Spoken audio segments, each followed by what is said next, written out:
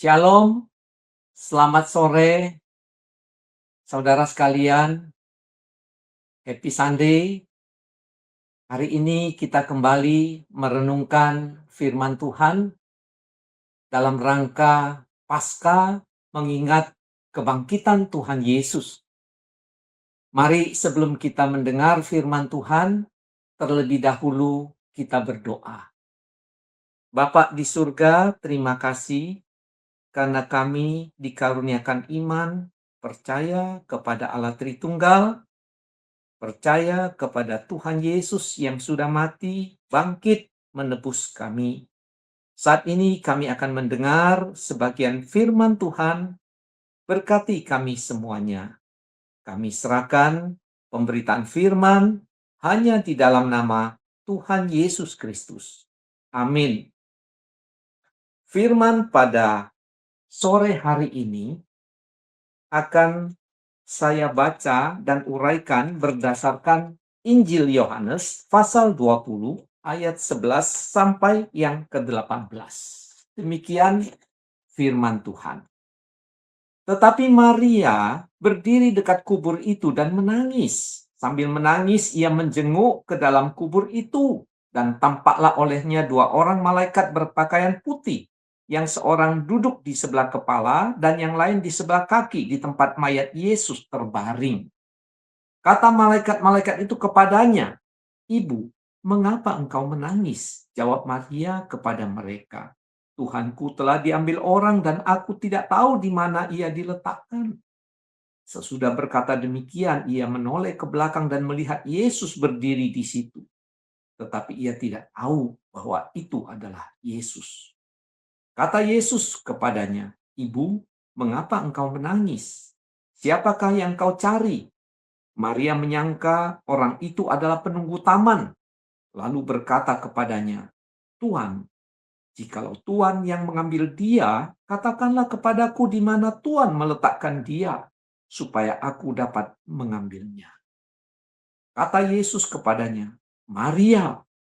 Maria berpaling dan berkata kepadanya dalam bahasa Ibrani, "Rabuni," artinya guru. Kata Yesus kepadanya, "Janganlah engkau memegang aku, sebab aku belum pergi kepada Bapa. Tetapi pergilah kepada saudara-saudaraku, dan katakanlah kepada mereka bahwa sekarang aku akan pergi kepada Bapakku dan Bapamu, kepada Allahku dan Allahmu." Maria Magdalena pergi dan berkata kepada murid-murid, "Aku telah melihat Tuhan," dan juga bahwa Dia yang mengatakan hal-hal itu kepadanya. Demikian pembacaan firman. Saudara sekalian, kita hidup di zaman yang penuh dengan tantangan secara global di bidang ekonomi, di bidang relasi sosial, perubahan iklim, dan lain sebagainya. Semua persoalan global ini berdampak pada negara kita, berdampak juga pada kehidupan pribadi kita. Tidak jarang manusia masa kini terpuruk di dalam problematika yang mereka hadapi. Mereka tenggelam dan mereka terhanyut di dalam kesedihan, keputusasaan, kekecewaan, dan sebagainya. Namun, hal itu bukan hanya dialami oleh orang-orang yang belum mengenal Tuhan Yesus, tetapi tidak jarang orang-orang yang mengenal Tuhan Yesus sering terpuruk dan mereka tenggelam di dalam kesedihan karena berbagai masalah yang dihadapinya.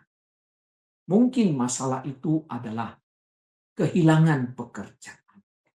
Di tengah-tengah perekonomian yang sulit mencari pekerjaan, mendapat peluang bisnis, dan lain sebagainya, bisa saja seorang percaya kehilangan pekerjaan. Ketika menghadapi itu, maka jika hanya melihat persoalan yang melilit atau mengikatnya, bisa menjadi putus asa, kecewa, takut, dan sebagainya.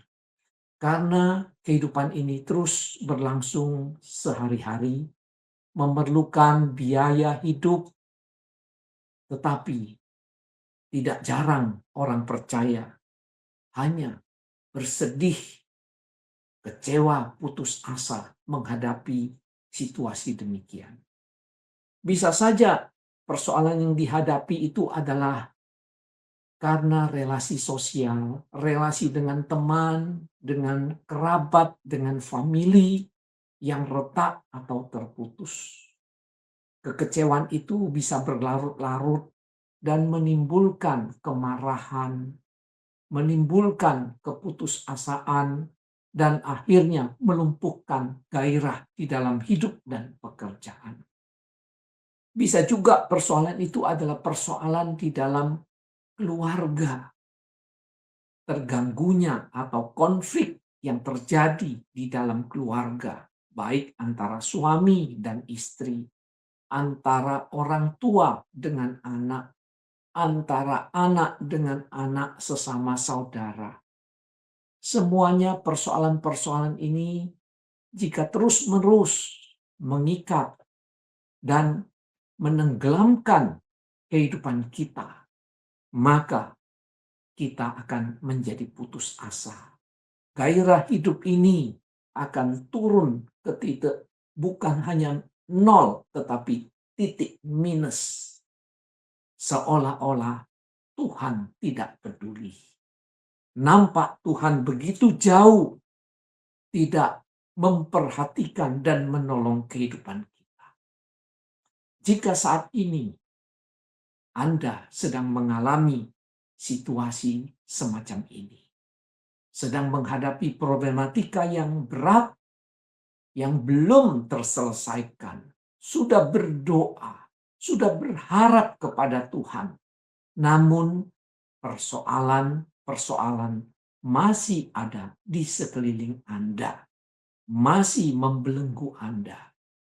Ingatlah, nats yang baru saya baca menceritakan tentang Maria Magdalena memiliki persoalan yang mirip kita alami saat ini.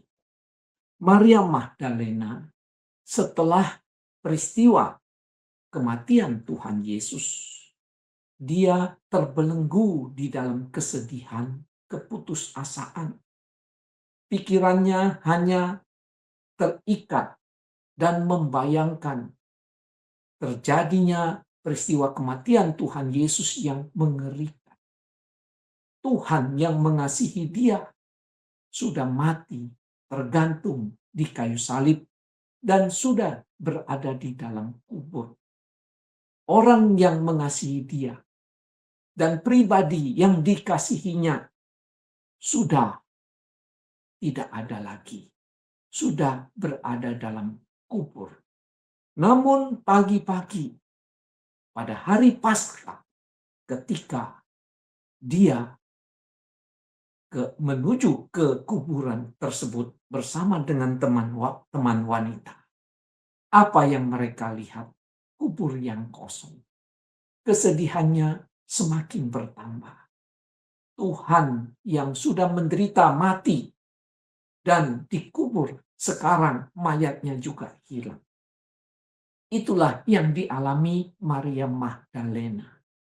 Dia tenggelam di dalam kesedihan yang berlarut-larut, keputusasaan yang terus-menerus membelenggu kehidupannya.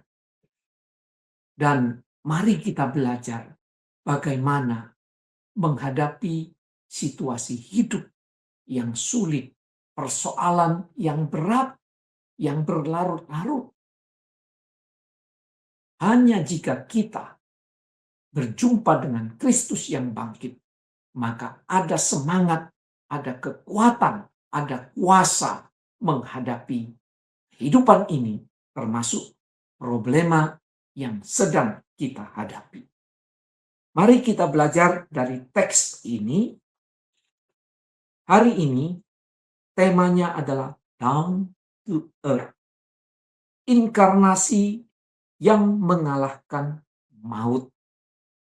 Mari kita mempelajari bagian pertama dari teks ini, yaitu mata yang tertutup terhadap Kristus. Bagaimana konteks dari kisah ini? Konteks dari kisah pada Minggu Paskah itu dimulai hari Jumat yang kita kenal sekarang sebagai Jumat Agung. Yesus Kristus setelah ditangkap, disiksa, digantung di kayu salib mulai jam 9 pagi dan itu berlangsung terus sampai jam 3 sore hari. Tuhan Yesus menyerahkan nyawanya sebagai tebusan. Karena itu, setelah Tuhan Yesus mati di kayu salib, kita tahu itu adalah hari persiapan. Hari sebelum sehari sebelum Sabat.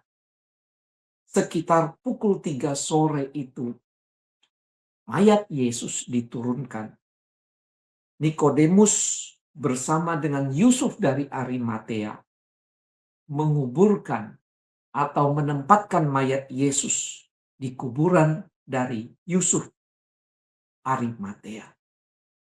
Itu sebabnya dikatakan oleh Injil Markus 15 ayat 42, itu adalah hari persiapan. Itu merupakan waktu yang sangat sempit karena jam 6 sore sudah dimulai hari Sabat.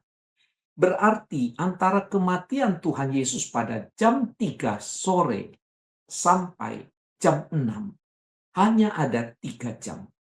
Maka waktu untuk mempersiapkan mayat Yesus diletakkan ke dalam kubur dan dirempah-rempahi itu merupakan waktu yang sangat-sangat pendek. Sangat singkat. Karena itu kita tahu dari catatan kitab-kitab Injil, para wanita yang mengikuti Tuhan Yesus melihat bagaimana mayat Tuhan Yesus diletakkan ke dalam kubur. Kelompok wanita itu pulang dan mereka menyiapkan rempah-rempah dan minyak urapan. Karena kasih mereka kepada Tuhan Yesus, mereka ingin kembali untuk memberikan rempah-rempah dan minyak urapan pada mayat Tuhan Yesus. Lalu pada hari Sabtu yang dikenal sebagai Sabtu Suci, pada waktu itu para imam dan orang Farisi meminta kepada Pontius Pilatus sebagai gubernur yang berkuasa pada saat itu agar kubur Tuhan Yesus yang ditutup, disegel, dan supaya dijaga oleh para prajurit sebab mereka sudah mendengar bahwa akan terjadi bahwa Yesus akan bangkit dari kematian. Permintaan para imam kepala dan orang Farisi ini dituruti oleh Pontius Pilatus. Segel kubur Tuhan Yesus dilaksanakan, lalu para penjaga menjaga kubur Tuhan Yesus. Sehingga siapapun yang mau mengambil mayat Tuhan Yesus adalah mustahil. Sebab siapa yang berupaya merobek segel, membuka kubur, atau mengambil mayat Tuhan Yesus, maka akan ditangkap, dihukum, bahkan hukuman yang berat, yaitu disalibkan. Selanjutnya, konteks cerita ini adalah peristiwa Minggu Paskah, seperti nats yang tadi saya bacakan. Menurut Matius 28 ayat 2 sampai ayat yang keempat, apa yang terjadi? Yaitu seorang malaikat menggulingkan batu penutup kubur Tuhan Yesus. Para penjaga mereka ketakutan. Ini merupakan tindakan yang ilegal secara hukum Romawi pada saat itu. Namun, para penjaga tidak berdaya menghadapi kehadiran malaikat yang menggulingkan batu kubur itu. Batu kubur itu digulingkan bukan supaya Tuhan Yesus bisa keluar dari kubur, tetapi supaya para murid dapat menyaksikan kubur yang kosong. Selanjutnya, apa yang terjadi? Tidak lama setelah batu digulingkan, maka para wanita, Maria Magdalena, Maria ibu Yakobus, Salome, dan lainnya tiba di kubur. Mereka melihat kubur yang kosong. Batu penutup kubur sudah terguling. Lalu mereka mendengar pemberitaan dari malaikat bahwa Kristus sudah bangkit. Lalu para wanita ini, mereka berlari untuk memberitahukan kepada para rasul bahwa kubur Yesus kosong. Lalu para murid yang mendengar berita itu, khususnya Petrus dan Yohanes, mereka berlari menuju ke kubur Tuhan Yesus. Maria Magdalena mengikuti dari belakang. Dan kita tahu dari catatan Injil Yohanes, Petrus dan Yohanes melihat kubur Tuhan Yesus yang kosong, mereka kembali pulang. Maria Magdalena yang mengikuti kedua murid itu tiba di kubur Tuhan Yesus yang sudah kosong. Inilah yang dikisahkan di dalam teks yang sudah saya baca tadi, yaitu Yohanes pasal 20 ayat 11 sampai 18. Dan ini dikenal sebagai penampakan pertama dari Kristus Tuhan kepada murid-muridnya, khususnya Maria Magdalena. Jadi inilah konteks dari kisah ini. Selanjutnya kalau kita membaca di dalam ayat 11. Tetapi Maria berdiri dekat kubur itu dan menangis. Sambil menangis ia menjenguk ke dalam kubur itu. Kita melihat di dalam cerita ini, Maria Magdalena menangis. Dia bersedih. Karena apa? Dia sudah mengalami kasih Tuhan Yesus. Dia adalah seorang yang berasal dari desa Magdala di Galilea. Terletak di utara Tiberias, di pantai barat Laut Galilea. Jika kita melihat cerita di dalam kitab Injil, Maria Magdalena ini adalah salah seorang wanita yang mengikuti Tuhan Yesus dari Galilea menuju ke Yerusalem. Mengapa Maria Magdalena begitu setia mengasihi Tuhan Yesus? Karena Tuhan Yesus mengasihi Maria Magdalena dan telah membebaskan Maria Magdalena, mengusir banyak setan dari dirinya. Karena itu, Maria Magdalena sangat mengasihi Tuhan Yesus dan dia setia mengikut Tuhan Yesus. Jika kita membaca teks ini, maka jelas kita tahu Maria Magdalena begitu antusias kembali ke kubur Tuhan Yesus yang kosong karena dia mengasihi Tuhan Yesus. Dan sekalipun Tuhan Yesus sudah mati, yang ada adalah jasad Tuhan Yesus, Maria Magdalena tetap mengasihi Tuhan Yesus. Dia setia, dia mau mendapatkan mayat Tuhan Yesus. Padahal pada masa itu, mayat merupakan sesuatu yang najis. Tapi bagi Maria Magdalena, Sekalipun Yesus sudah mati, yang ada jasadnya, tidak masalah. Karena dia mengasihi Tuhan Yesus. Sebab Tuhan Yesus sudah mengasihi dia. Inilah kasih Maria Magdalena kepada Tuhan Yesus. Saudara, apakah Anda dan saya sungguh mengasihi Tuhan Yesus? Jika kita sungguh mengasihi Tuhan Yesus, kita akan berlaku seperti Maria Magdalena. Setia mengikut Tuhan Yesus. Terus-menerus mencari Tuhan Yesus. Terus-menerus ingin dekat dengan Tuhan Yesus. Maka setiap hari kita pasti menyediakan waktu untuk datang kepada Tuhan Yesus. Berelasi dengan Dia. Jika Anda dan saya mengasihi Tuhan Yesus, maka kita akan suka berjumpa dengan beliau. Bukan hanya berjumpa melalui doa, melalui saat teduh, tetapi kita pasti rindu mendengar firman-Nya. Firman-Nya tertulis di dalam kitab suci. Mengasihi Tuhan Yesus berarti kita setia, belajar setia untuk membaca, mendengar firman-Nya dari kitab suci. Jika kita mengasihi Dia, maka kita suka berdoa. Setiap hari kita pasti menyediakan waktu secara khusus untuk datang kepada Tuhan Yesus.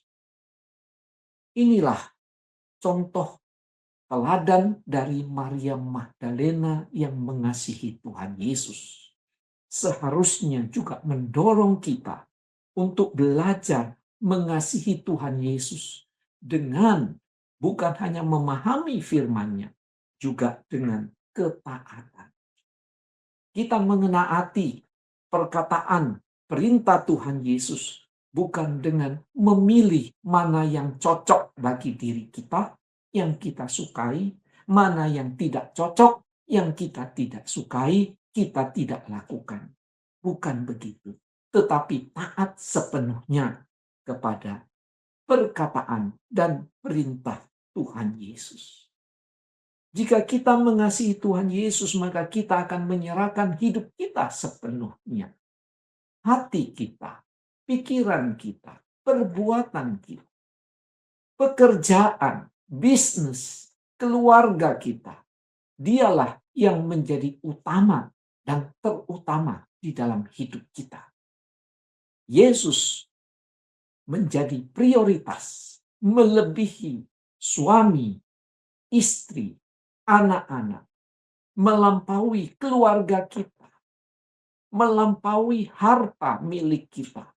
Apapun yang kita miliki, jauh di bawah dari kasih kita kepada Tuhan Yesus. Itu artinya mengasihi Tuhan Yesus. Dialah sebagai juru selamat dan Tuhan yang terutama dalam hidup kita. Selanjutnya kita melihat mata yang tertutup terhadap Kristus ini. Maria Magdalena di satu sisi mengasihi Tuhan Yesus, mencari mayat Tuhan Yesus, tetapi dia berada di dalam keputusasaan yang mendalam. Ada penghalang di dalam kehidupannya yang mencari Tuhan Yesus. Ketika dia tiba di kubur yang kosong itu, apa yang dia lihat?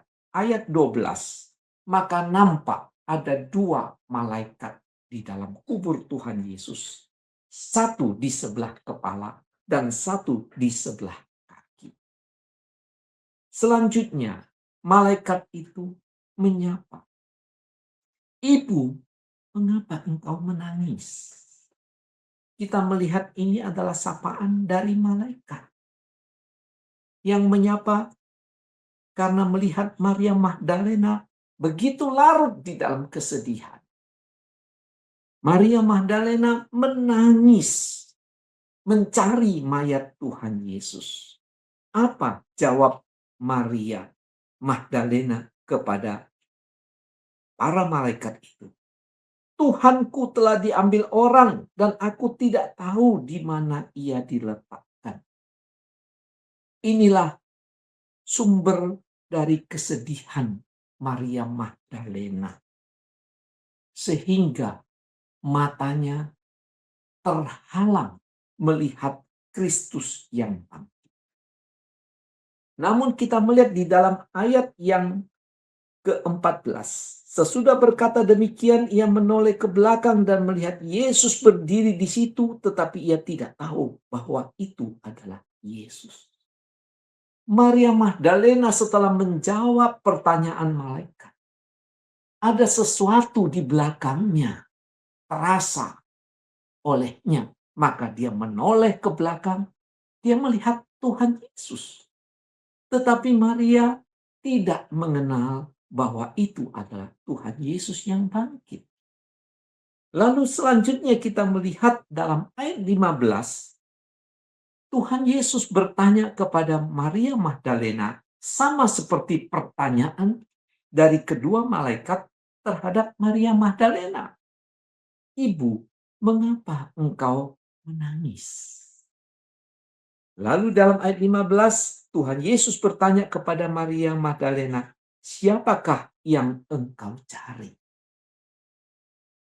Kita melihat Tuhan tidak mengatakan apa yang engkau cari, tetapi siapa. Tuhan mau menyatakan dia bukan terus-menerus menjadi mayat, tetapi dia adalah pribadi yang hidup, pribadi yang sudah mengalahkan kematian melalui kebangkitan. Namun kita melihat mata rohani Maria Magdalena masih tertutup. Dikatakan Maria menyangka orang itu adalah penunggu taman, lalu berkata kepadanya, Tuhan, jikalau Tuhan yang mengambil dia, katakanlah kepadaku di mana Tuhan meletakkan dia, supaya aku dapat mengambilnya. Kita melihat inilah kesedihan dari Maria Magdalena.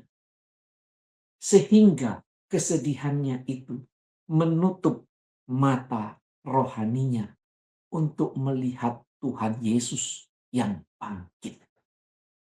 Memang setelah kebangkitan Tuhan Yesus, terkadang diri Tuhan Yesus yang sudah bangkit tidak dikenali para murid.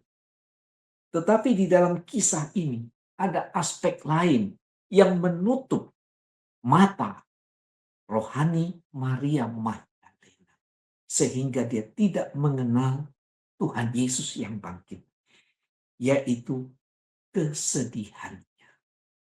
Maria Magdalena tenggelam di dalam peristiwa fakta yang dia lihat beberapa hari yang lalu. Pada hari Jumat, dia menyaksikan bagaimana Tuhannya ditangkap, disiksa dengan kejam, lalu dibawa ke Golgota, tergantung di kayu salib selama 6 jam. Kemudian Tuhannya sudah mati, diturunkan dari kayu salib, diletakkan di dalam kubur. Itulah yang terus-menerus ada di pikiran, di benak, di hati Maria Magdalena. Yaitu kesedihan, keputusasaan, pesimisme yang mendalam. Sehingga dia tidak lagi melihat Yesus yang bangkit. Sekalipun malaikat sudah memberitahukan pertama kali pada waktu perempuan-perempuan melihat kubur Yesus yang kosong. Dan di dalam teks ini kita melihat sekalipun malaikat menyapa Maria Magdalena tidak menyadari bahwa Yesus sudah bangkit. Sekalipun Tuhan Yesus menyapa Maria Magdalena pada awalnya, Maria Magdalena tetap tidak mengenal Tuhan Yesus yang sudah bangkit. Karena apa? Maria Magdalena tidak mengingat perkataan Tuhan Yesus, nubuat Tuhan Yesus, bahwa dia setelah disalibkan akan bangkit kembali. Semuanya itu hilang, dilupakan dari ingatan dan hatinya. Yang ada dan menguasai pikiran hatinya hanyalah penyaliban Yesus, kematian Yesus, dan berujung kepada keputusasaan. Saudara sekalian, jika di dalam hidup ini Anda dan saya sedang dirundung kesulitan, menghadapi problema yang besar, bukan hanya satu, mungkin beberapa persoalan sekaligus yang menghimpit, yang mengikat, membuat Anda dan saya putus asa. Jika hanya persoalan, kesulitan, keputusasaan yang terus-menerus ada di pikiran kita, yang terus-menerus ada di hati kita, maka kita akan menjadi putus asa, tetapi juga tidak melihat Tuhan Yesus yang hidup, berkuasa, yang sanggup menolong Anda dan saya. Ada saat-saatnya memang kita bisa menghadapi kesulitan di dalam hidup ini. Di dalam pekerjaan, kesulitan di dalam bisnis dan profesi, keadaan ekonomi yang kurang baik, dan bahkan pemutusan hubungan kerja, pekerjaan yang sudah tidak ada lagi, dan seterusnya. Jika hal itu yang terus-menerus kita pikirkan, ketakutan, kekhawatiran, keputusasaan, maka kesulitan itu, kesedihan itu menghalangi kita melihat ada Yesus yang hidup, berkuasa, yang sanggup menolong Anda dan saya. Atau persoalan kesehatan. Kesehatan yang terganggu, penyakit yang tidak kunjung disembuhkan. Kita terus merasa sedih, khawatir. Akhirnya melupakan ada Tuhan yang mengasihi kita, yang mempedulikan kita, yang sanggup menolong kita. Itu sebabnya, mari di tengah-tengah ketika Anda dan saya menghadapi persoalan, penderitaan, keputusasaan di tengah dunia ini, jangan berhenti kepada persoalan itu. Jangan berhenti kepada pesimisme, keputusasaan. Tetapi sediakanlah waktu datang kepada Tuhan Yesus. Sediakan waktu untuk berdoa, memuji, menyembah Dia. Sediakan waktu dengan serius untuk membaca firman-Nya, mendengar arahan, petunjuk dari Tuhan Yesus. Apa yang harus kita lakukan di tengah-tengah kesulitan hidup ini. Kegagalan Maria Magdalena itu jangan kita bawa juga dalam kehidupan kita. Sehingga mata kita tertutup terhadap Yesus, Tuhan yang mulia. Raja di atas segala raja. Yesus Kristus yang menguasai surga dan bumi ini. Dan Tuhan yang sanggup menolong kita. Selanjutnya kita melihat bahwa Tuhan yang Maha Kuasa. Dia Tuhan yang Maha Suci. Dia juga Tuhan yang penuh kasih. Di dalam pasal 20 ayat 15, Tuhan bertanya kepada Maria Magdalena, "Ibu, mengapa engkau menangis?" Tuhan Yesus mulai menggiring pikiran Maria Magdalena bahwa Yesus bukan mayat, tetapi dia adalah pribadi yang hidup, yang sudah mengalahkan kematian. Selanjutnya di dalam ayat 16 dikatakan, kata Yesus kepadanya, "Maria." Ini merupakan sapaan dari Sang Gembala yang baik kepada Maria Magdalena. Sapaan ini akhirnya mencelikkan mata Maria Magdalena. Dikatakan Maria berpaling dan berkata kepadanya dalam bahasa Ibrani, "Rabuni," artinya guru. Kita melihat dari ayat ini sangat-sangat indah. Di dalam keterpurukan Maria Magdalena, di dalam kesedihannya, dia putus asa. Tetap sapaan Tuhan Yesus, Maria membuka mata rohaninya, memberikan iman yang teguh, memberikan pengharapan, kekuatan menghadapi kehidupan ini.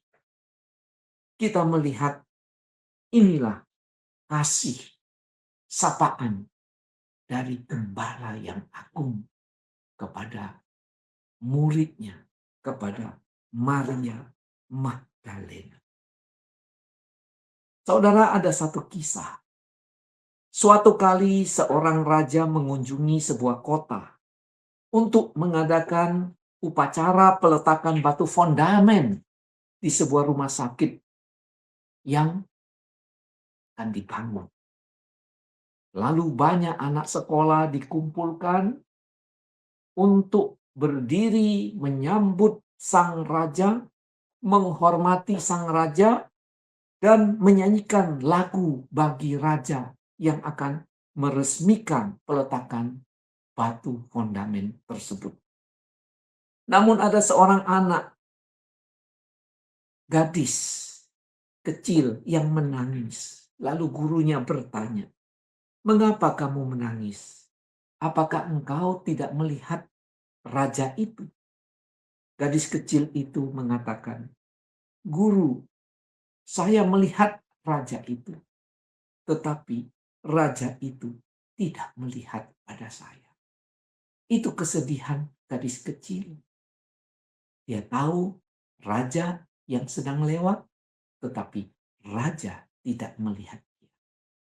Saudara, ini berbeda dengan Tuhan kita, Yesus Kristus. Kita bisa mengenal Tuhan Yesus karena Tuhan Yesus yang memanggil kita terlebih dahulu. Dan Tuhan yang kita percayai bukanlah seperti raja manusia yang tidak bisa melihat, tidak mengenal kita. Dia adalah Tuhan yang Maha Tahu. Di dalam kitab Wahyu pasal 1 dikatakan, mata Tuhan Yesus itu mata yang Maha Tahu. Dia tahu diri Anda dan saya. Dia tahu latar belakang kita. Dia tahu problema yang sedang kita hadapi. Dan dia Tuhan yang mengasihi Anda dan saya. Kita melihat Tuhan Yesus adalah Tuhan Juru Selamat yang tahu. Dia tahu segala persoalan kita dan dia siap untuk menolong kita. Namun bagian kita adalah berikanlah respon yang benar, yang tepat, yaitu dengan percaya dan taat kepada Tuhan Yesus. Mari kita melihat pada ayat yang ke-16. Di dalam ayat 16 ini Maria menyapa Tuhan Yesus, Rabuni, artinya guru. Menurut seorang penafsir, kata guru di dalam bahasa Ibrani, Rabuni, ada 3 sapaan. Yang pertama itu Rab, artinya Tuan. Ini tingkatan penghormatan yang paling rendah. Yang kedua adalah Rabi, artinya tuanku, gelar untuk martabat yang lebih tinggi. Yang ketiga, Raboni, tuanku yang terbesar, yang dihormati, melampaui segalanya.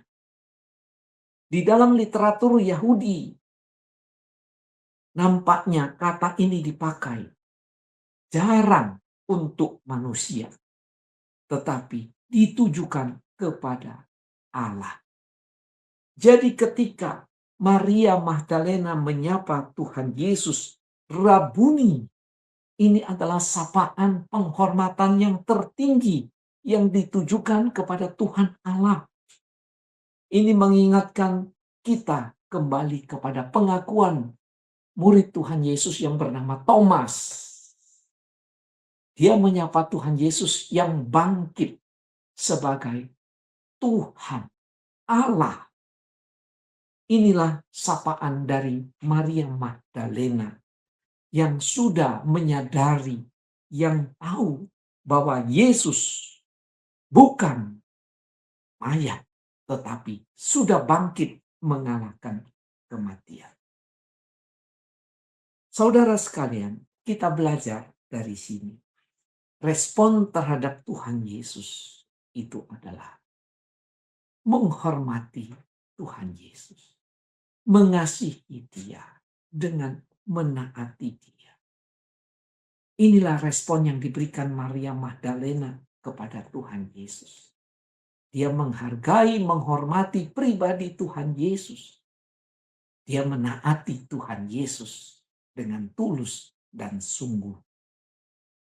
Namun sayang sekali, pada masa kini sering orang yang mengaku percaya kepada Tuhan Yesus lebih mencari berkat dari Tuhan Yesus, uang dari Tuhan Yesus, harta, kesembuhan, pertolongan, mujizat, dan berkat-berkat lainnya dari Tuhan Yesus.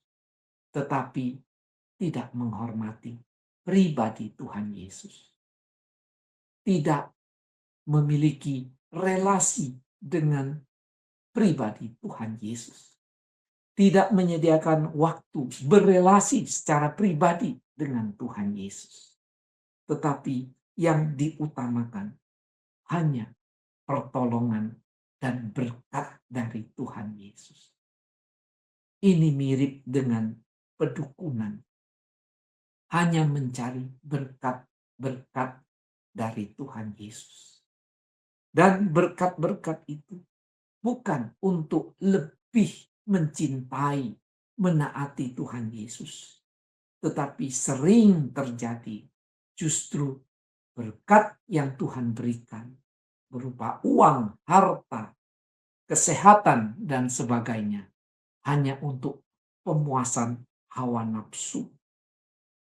Makin membuat seorang yang mengaku dirinya Kristen semakin egois, semakin narsis, hanya menjadi Kristen lahiriah.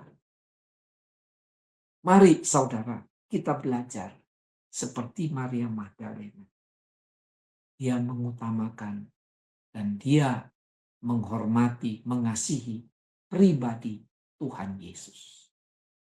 Sekarang kita masuk pada bagian yang terakhir. Mandat dari Tuhan Yesus kepada Maria Magdalena. Di dalam ayat 17 dikatakan, kata Yesus kepadanya, janganlah engkau memegang aku sebab aku belum pergi kepada Bapa. Tetapi pergilah kepada saudara-saudaraku dan katakanlah kepada mereka bahwa sekarang aku akan pergi kepada Bapakku dan Bapakmu, kepada Allahku dan Allahmu. Di dalam ayat ini, Tuhan Yesus mengatakan Janganlah engkau memegang aku. Apa maksudnya? Di sini berarti berhentilah melakukan sesuatu. Berhenti melekat padaku. Jangan menahan aku. Jadi di sini bukan berarti sekedar jangan menyentuh Tuhan Yesus, bukan. Tetapi jangan menahan Tuhan Yesus. Jangan lagi ingin kehidupan seperti Tuhan Yesus bersama-sama dengan para murid selama di dunia. Karena Tuhan Yesus yang bangkit harus kembali ke sorga. Dia harus ditahbiskan di sorga, duduk di sebelah kanan Allah Bapa. Dia menerima kuasa di sorga, di bumi sebagai juru selamat satu-satunya. Sebagai raja yang memerintah surga dan bumi. Sebagai hakim yang akan datang. Karena itu Tuhan Yesus mencegah Maria Magdalena untuk menahan Tuhan Yesus tetap di bumi ini. Karena Tuhan Yesus harus naik ke sorga. Dia menjadi pembela. Dia menjadi imam besar bagi kita yang percaya kepada Tuhan Yesus. Hal ini mengajarkan kepada Anda dan saya. Kita jangan menjadi orang Kristen yang asik dengan zona nyaman. Apa artinya menjadi orang Kristen? Cuma minta berkat dari Tuhan Yesus. Setelah menerima berkat, maka kita asik dengan kehidupan di dunia ini. Menikmati uang, menikmati kesenangan, menikmati traveling, makanan yang enak, hobi yang kita sukai, zona nyaman. Jangan ada penderitaan, jangan ada kesusahan. Yang dicari hanya hiburan. Yang diisi waktunya adalah dengan bermedia sosial setiap hari, setiap saat. Hanya memikirkan senang-senang dengan perkoncoan.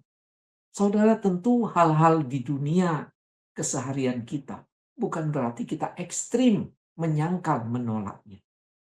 Tetapi itu bukan prioritas utama dalam hidup kita ini. Ini mengajarkan kita supaya bukan mencari zona nyaman di tengah kehidupan dunia ini. Tetapi kita tahu ada misi, ada visi, ada perintah dari Tuhan Yesus bagi setiap kita yang percaya kepadanya. Di dalam ayat 17, Tuhan Yesus mengatakan, "Pergilah kepada saudara-saudaraku." Maria diutus untuk pergi kepada para murid yang belum menyaksikan Yesus yang sudah bangkit. Lalu di dalam ayat yang ke-18 dikatakan, Maria Magdalena pergi dan berkata kepada murid-murid, "Aku telah melihat Tuhan." Dan juga bahwa dia yang mengatakan hal-hal itu kepadanya. Saudara sekalian, perkataan ini sangat indah. Aku telah melihat Tuhan. Ini berarti ia akan selalu membawa dalam hatinya visi tentang Kristus yang bangkit. Ini merupakan arti di dalam bahasa aslinya. Aku telah melihat Tuhan. Dia membawa terus di dalam hatinya bahwa Yesus yang bangkit memimpin, menguasai hidupnya. Dan Yesus yang bangkit harus diberitakan kepada orang-orang yang belum percaya. Saudara sekalian, mari kita terus berelasi dengan Tuhan Yesus. Menyediakan waktu berelasi dengan Dia melalui doa, renungan. Untuk apa? Selalu mencari pimpinan Tuhan di dalam kehidupan kita. Baik di dalam kehidupan berkeluarga, di dalam menghadapi persoalan, pergumulan, mintalah selalu pimpinan Tuhan. Di dalam profesi bisnis kita, mintalah selalu pimpinan dari Tuhan. Belajar berelasi dengan Tuhan, menikmati keindahan persekutuan dengan Tuhan Yesus yang bangkit, memuliakan Dia. Dengan kita juga hidup sebagai saksi Tuhan Yesus. Dan kita memberitakan Injil Tuhan Yesus kepada anggota keluarga yang belum percaya, kepada kerabat, kepada teman-teman kita, kepada orang lain yang belum mengenal Tuhan Yesus. Mari kita tinggalkan zona nyaman di dalam kehidupan ini, tetapi kita berjalan mengikut Tuhan Yesus, menaati pimpinannya, firman-Nya. Sebagai penutup dari khotbah ini, menjadi pertanyaan bagi Anda dan saya. Sudahkah Anda berjumpa dengan Kristus yang bangkit? Saudara, pertanyaan ini penting. Sebab kita menjadi pengikut Yesus bukan karena nama kita, nama Kristen. Bukan karena lahir dari keluarga Kristen. Bukan karena identitas KTP kita Kristen. Tapi karena kita sudah menerima Tuhan Yesus di dalam hati. Sudah berjumpa secara pribadi dengan Tuhan Yesus yang bangkit. Dan kita mau berelasi dengan Tuhan Yesus setiap hari. Karena Dia Tuhan yang hidup, yang bangkit, yang berkuasa, yang siap memimpin hidup Anda dan saya. Pertanyaan kedua, sudahkah Anda memberitakan Kristus yang bangkit? Berita kebangkitan Tuhan Yesus bukan untuk kita simpan bagi diri kita sendiri, tetapi untuk kita beritakan kepada orang lain yang belum mendengar dan belum percaya. Kiranya Tuhan memberkati kita melalui firman pada sore hari ini. Mari kita berdoa. Bapa di surga, terima kasih untuk firman Tuhan yang selalu berkuasa, menasihati, mengarahkan kehidupan kami.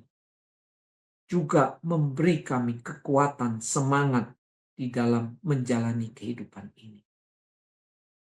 Terima kasih untuk firman pada sore ini. Kiranya Tuhan yang sudah bangkit boleh kami terima di dalam hidup kami, bukan hanya sekali ketika kami percaya kepada Tuhan Yesus, tapi setiap hari kami menerima Tuhan Yesus dalam hidup kami untuk memimpin kami. Sebagaimana tertulis dalam kitab Wahyu pasal 3 ayat 20. Dan bimbing kami sekalian untuk hidup sebagai saksi Tuhan dan memberitakan Injil Tuhan. Inilah doa kami dalam nama Tuhan Yesus. Amin.